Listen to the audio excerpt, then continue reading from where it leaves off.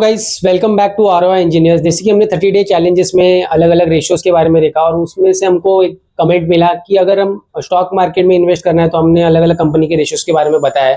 तो अगर हम म्यूचुअल फंड में इन्वेस्ट करना है तो आपको कौन से रेशियोज या कौन से इंपॉर्टेंट नंबर्स के बारे में जानना चाहिए।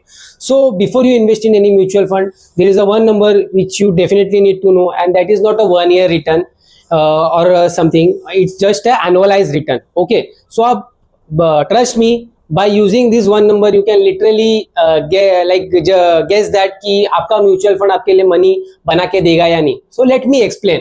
So all right, annualized return, ठीक है. So before we deep dive into this annualized return, let's understand the CAGR.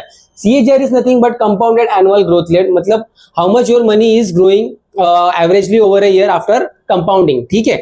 So let's take an example and understand this CAGR.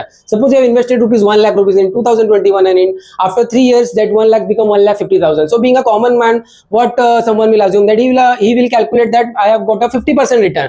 और 3 साल में अगर वो 50% डिवाइड बाय 3 करेगा तो अप्रोक्सीमेटली 16.6 का उसको रिटर्न मिला, ठीक है. बट क्या ये सही है? क्या ये सही कैलकुलेट कर रहा है? It is definitely wrong. So जैसे कि हमने अभी थोड़ा देर पहले CAGR देखा, तो CAGR से आप एग्जैक्ट पर्टिकुलर ईयर का आप रिटर्न निकाल सकते हो. तो आप कैसे निकालोगे? जैसे कि मैंने बताया 1.5 लाख डिवाइड बाय 1/3 -1, तो आपको अप्रोक्सीमेटली 15% के अराउंड का एवरेज आएगा. इसका मतलब क्या हुआ? आप पर 1 लाख इन्वेस्ट करो 2021 में, तो इन 2022 में आपका वो 1,15,000 हो जाएगा और वही 2023 में आपका 1,15,000 के ऊपर आपका मनी कंपाउंड होएगा, ठीक है.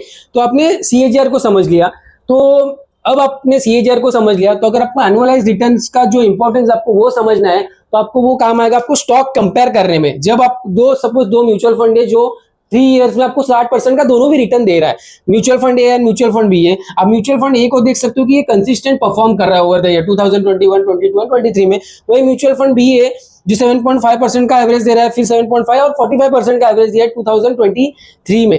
तो इससे अपने को क्या पता चल रहा है? ये जो अचानक से इसको 45% का हाइप मिला, या तो कोई मार्केट में कुछ अच्छी न्यूज आई है या कुछ हाइप बना हुआ है इसलिए वो अचानक से ग्रो किया.